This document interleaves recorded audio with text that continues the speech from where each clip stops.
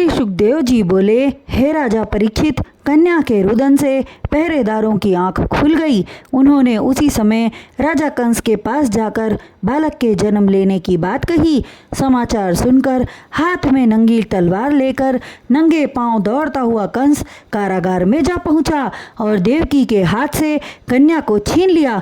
तब देवकी गिड़गिड़ाती हुई कंस के सामने आंचल फैलाकर कहने लगी, हे भैया, यह तो कन्या है, यह आपको क्या दुख पहुंचाएगी? आपने मेरे 6 पुत्रों को मार डाला, इस कन्या को मत मारो। देवकी की बात सुनकर कंस ने आश्चर्य व्यक्त करते हुए कहा, हैं? यह कन्या कैसे हो गई? आकाशवाणी ने कहा था कि 8वां गर्भ पुत्र होगा।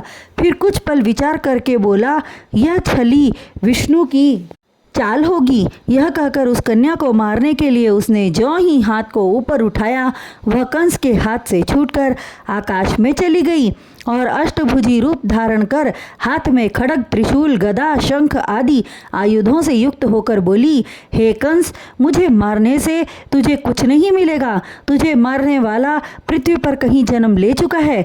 यह कहकर देवी अंतर्ध्यान हो गई। देवी के वचनों को सुनकर कंस विचार करने लगा कि मैंने देवकी के निरपराध बालकों का वध करके उसे दुखी किया है।